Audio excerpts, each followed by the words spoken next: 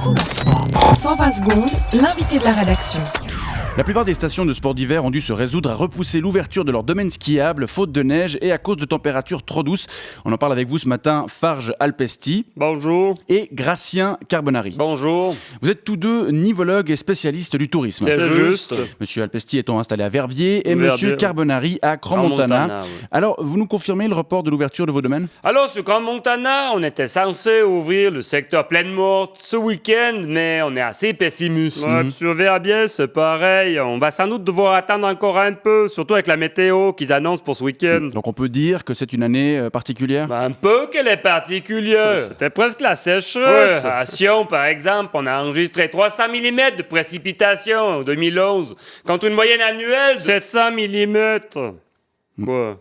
Qu'est-ce qu'il y a ? Donc, une tendance à la sécheresse, un temps particulièrement doux. Vous allez peut-être devoir reporter l'ouverture davantage que prévu. Non. Dès que la température baisse un petit peu, ce qui devrait quand même arriver avant la Saint-Glingla, on va pouvoir ammoder les canons. Les canons à neige. En fait.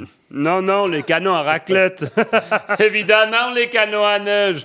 Mais il croit quoi, ceci ? Oui, mais avec quelle eau vous allez les alimenter, vos canons ? Parce que vous venez de me dire qu'il n'avait presque pas plu cet été. J'imagine que les stocks d'eau sont très faibles, non ? Eh ben non, figurez-vous, les barrages, ils sont pleins. Mais comment ça se fait s'il n'a presque pas plu ? Eh ben, c'est parce qu'avec la puissante tièvre qu'il a fait cet été, les glaciers, ils ont fondu à toute bombe. Puis ils ont rempli les lacs d'accumulation. C'est quand même bien foutu, hein. Quand il pleut pas, il y a les glaciers qui fondent.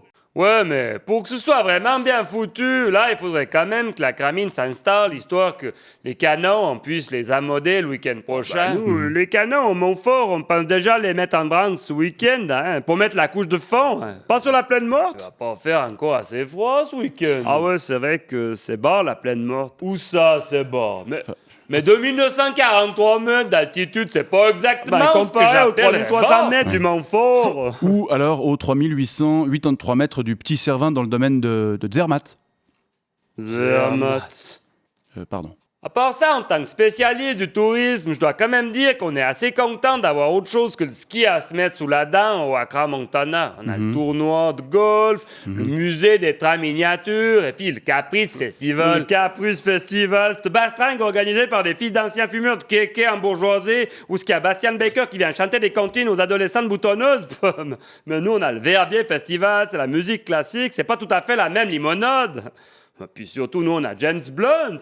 Non, on avait dit pas James Blunt. N'empêche qu'on a James Blunt. C'est dégueulasse de me narguer avec ça. Oh, tous les Valaisans, vous comprenez, ils rêveraient d'avoir James Blunt chez eux. Nous, on a James Blunt. On a James Blunt. C'est fini de me narguer. N'empêche que nous, on a quand même Roger Moore. C'est déjà pas si mal, ou bien ?